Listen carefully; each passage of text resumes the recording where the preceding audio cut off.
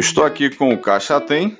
Vou abrir o Caixa Tem e vai aparecer um erro aqui embaixo, ó, 6500, troque sua conexão. Por que está acontecendo isso quando você tenta entrar no seu Caixa Tem? Esse é um erro muito simples que você alterou alguma coisa no seu celular recentemente, porque se você tivesse alterado há muito tempo, você já iria perceber que ao entrar em algum outro aplicativo que usa sua conexão, você não tem internet, mesmo mostrando que tem internet. Se eu arrastar aqui o dedo para baixo e segurar o dedo aqui, ó, nas configurações do seu Wi-Fi, está conectado. Então o que é que acontece com o seu Caixa Tem que você vai apertar para entrar?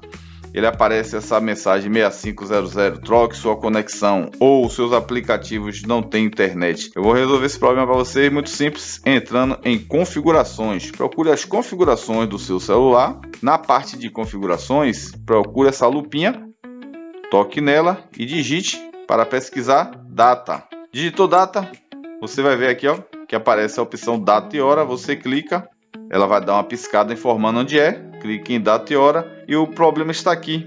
Você pode estar colocando a sua data e hora automática, porque na definição da data e hora você deve ter colocado o mês, data ou ano errado. Nós estamos em 2025 atualmente e aqui, ó, tá mostrando 2024. Se eu ativar a data e hora automática, já resolve o problema da conexão, porque ela vai atualizar para a data e hora o ano atual. Se eu for clicar agora aqui no aplicativo de YouTube, tá vendo que já mudou aqui? Percebe? Agora quando eu entrar no Caixa Tem novamente e clicar aqui para entrar, para botar minha senha, não vai dar aquele erro. Valeu, espero ter ajudado, deixa o like, se inscreva no canal para fortalecer.